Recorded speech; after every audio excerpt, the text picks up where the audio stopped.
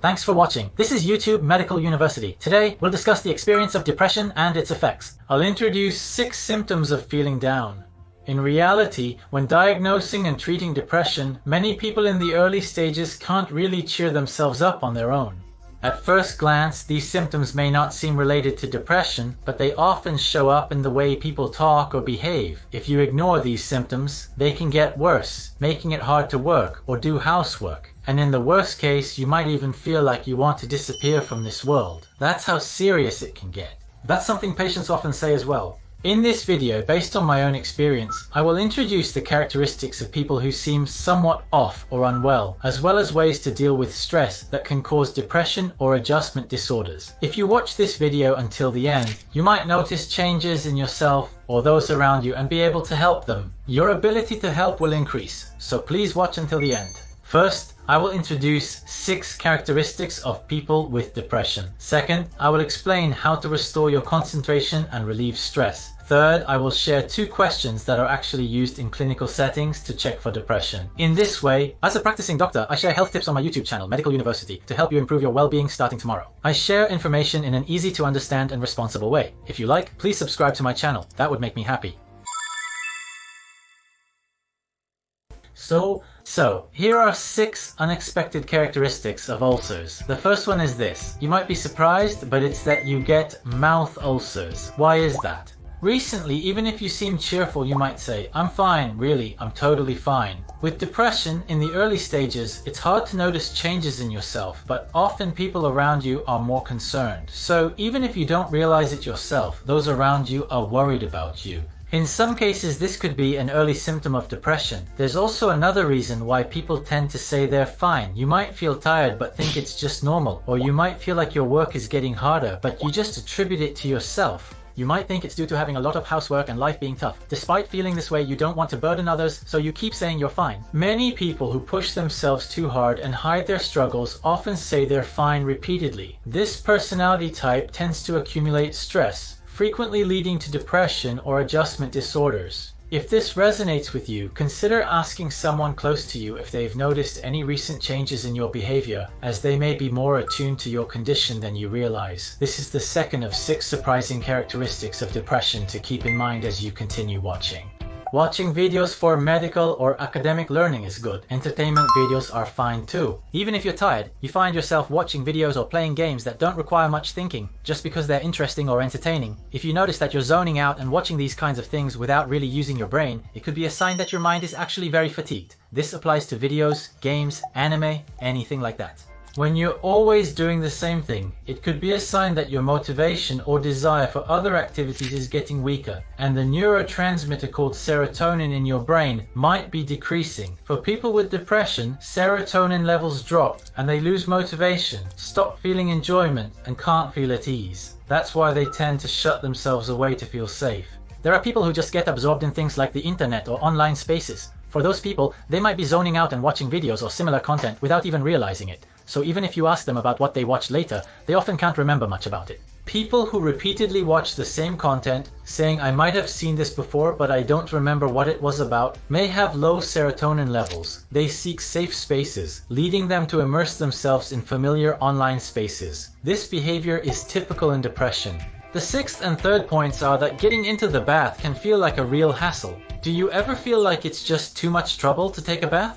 Especially for women with long hair, washing and drying it can be a lot of work. So I think there are many people who find it bothersome. Feeling like it's a hassle is probably pretty normal, but still, if you find yourself not taking baths anymore, or your motivation to bathe has really dropped, you need to be careful. Taking a bath might seem like a simple action, but in reality, it involves a lot of steps and can actually be quite difficult. It's actually a pretty complicated task. Before you take a bath, you have to prepare your pajamas, wash your hair, wash your body, wash your face, then get in the bath, dry your body, dry your towel, and then moisturize your skin.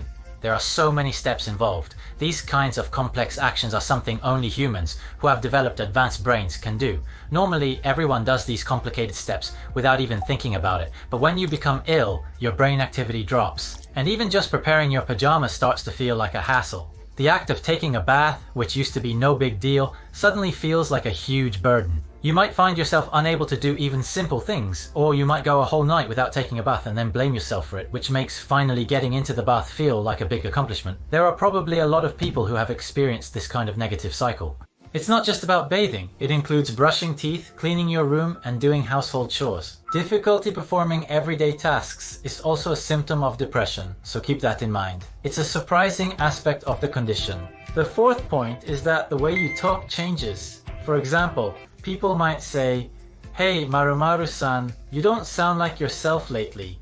"Hey Marumaru-san, are you really okay? You seem tired and like you're forcing yourself. I'm a bit worried about you." Symptoms of depression include difficulty finding the right words, awkward speech, and appearing flustered. Speech may not flow naturally, as if struggling to express oneself. Anxiety or nervousness, key factors in diagnosing depression, can cause this. It can lead to mental inhibition, impairing clear thinking or causing thoughts to cease entirely. These symptoms stem from those characteristics. You might feel constantly anxious for no particular reason, even while working. Somehow, you can't seem to relax, and you always feel tense. Even when you're talking, you can't calm down, or you find yourself unable to just sit quietly and end up moving around restlessly. These kinds of symptoms can appear. Also, as a characteristic of depression, there are often sleep disturbances and trouble falling asleep.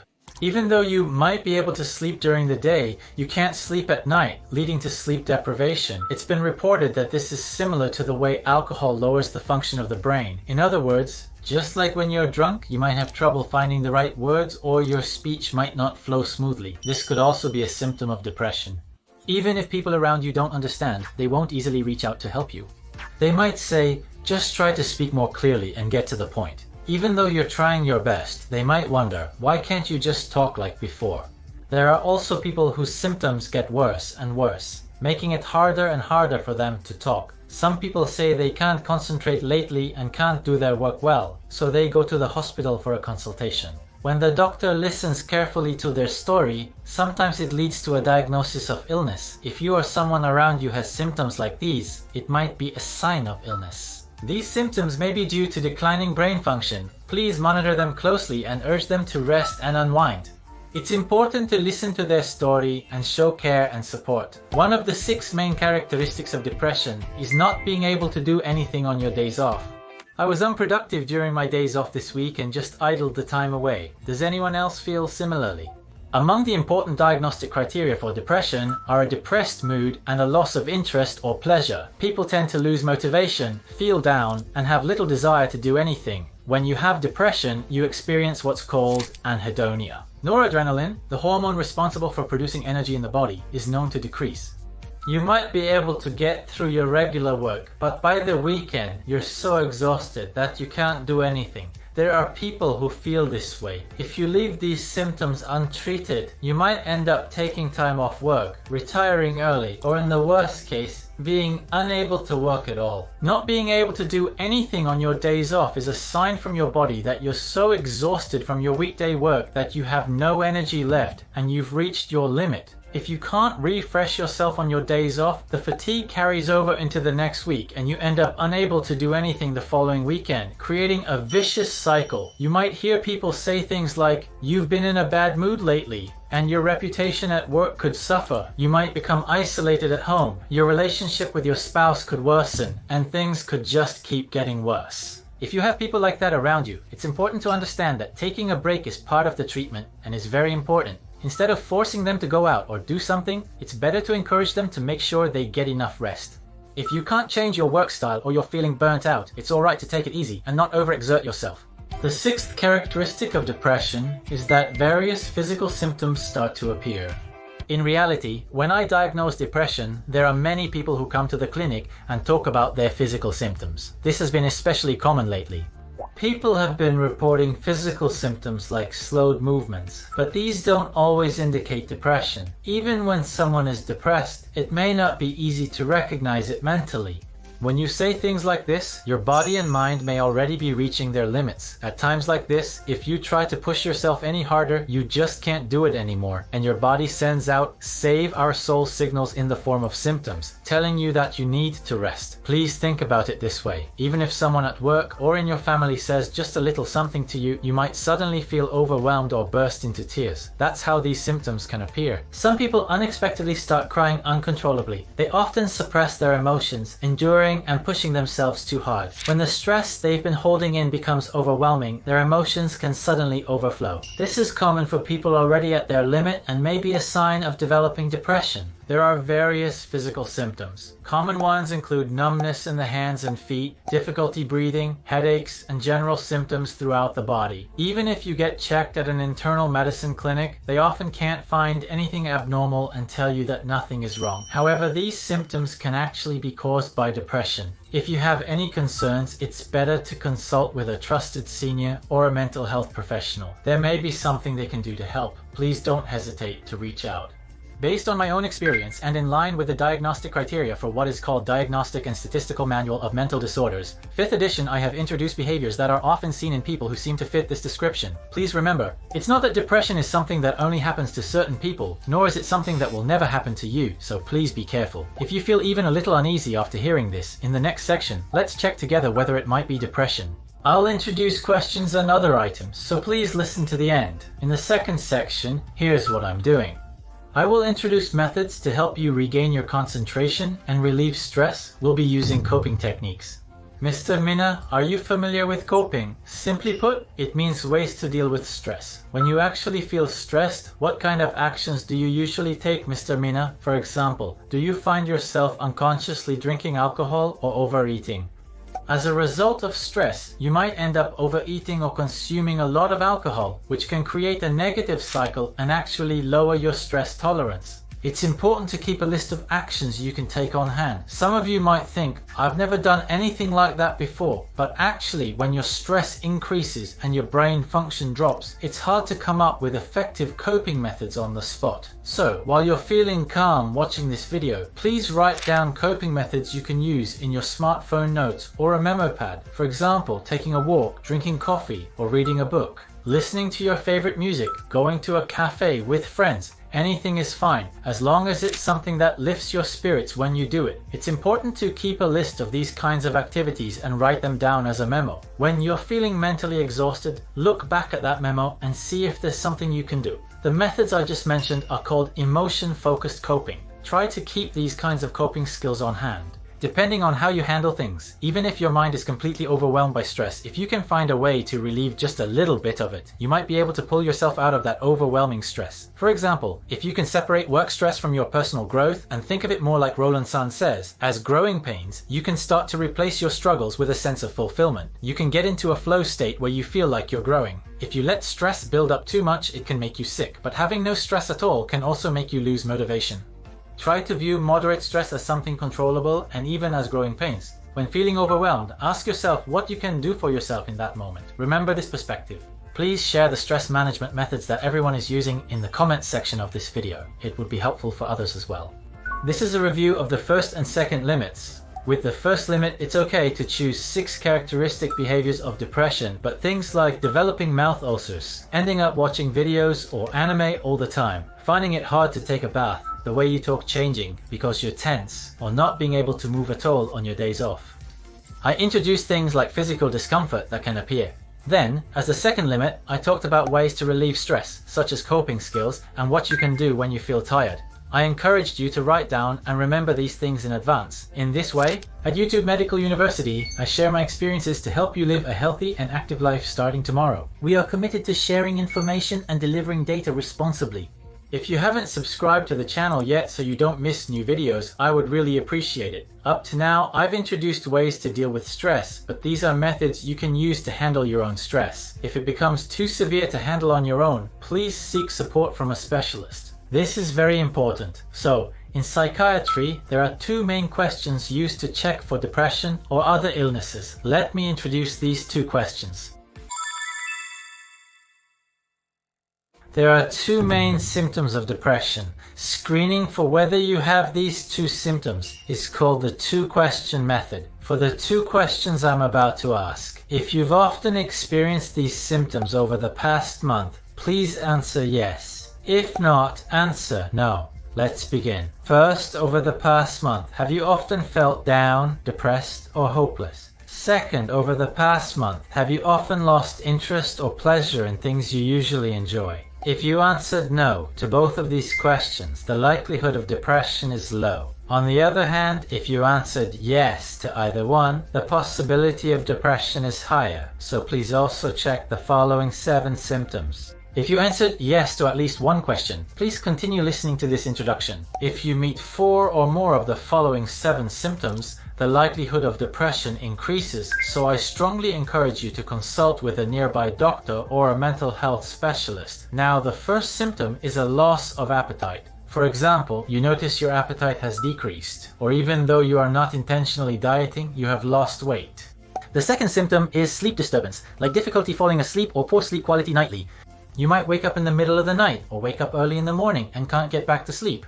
The third symptom is inhibited mental activity or fatigue. You may notice slower speech or movements, difficulty finding the right words, or conversely, restlessness and inability to sit still.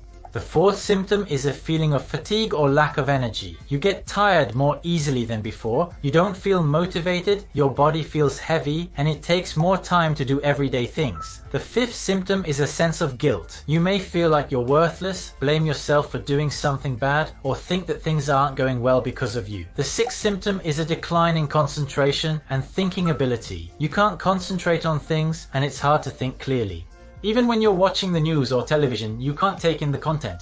The seventh symptom is suicidal thoughts. You may feel like your spirit is sinking and you want to disappear from this world, or you may have actually made plans to do so. Does any of this sound familiar to you? If you have experienced 4 or more of these 7 symptoms at the same time for 2 weeks, there is a high possibility that you may have depression, so please keep this in mind. However, it's important to note that you cannot diagnose depression based only on these questions. A diagnosis should be made by a specialist, and there are many steps in the process, including ruling out other conditions such as bipolar disorder. So, just because you don't meet these criteria doesn't necessarily mean you don't have depression. It's common not to notice these things. If you feel uneasy or this applies to you, consider consulting a specialist or someone you trust. Let's review the 2 main points. Checking for depression. As 2 questions, it's called the 2-question method. We introduced a questioning method that asks whether, over the past month, you've often felt down or depressed, or lost interest or pleasure in things, or lacked motivation. Then, as a follow-up, there are 7 more questions about symptoms such as decreased appetite, insomnia, difficulty concentrating, and feelings of fatigue, which are used as the basis for diagnosing depression. I have just introduced the 7 questions. Since it became a bit long, if you don't remember everything, or if you don't recall all the details, that's perfectly fine. When supporting people with depression, it's very important to explain your own thoughts and perspectives clearly. Depression is actually a very common illness.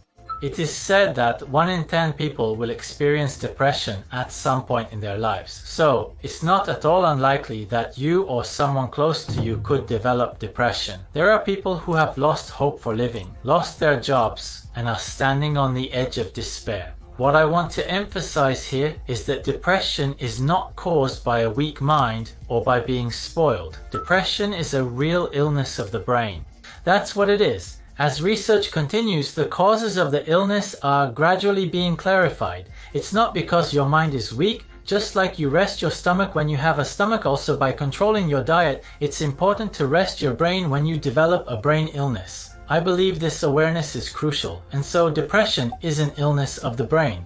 The onset of depression is often triggered by stress or by being in an environment that doesn't suit you. Even in the early stages of depression, it can be managed. There are also conditions called adjustment disorders, but for those who develop depression, it's not because you couldn't adapt to your surroundings or because you were weak. Please don't think that way, and don't blame yourself. I also want those who are thinking differently to change their way of thinking.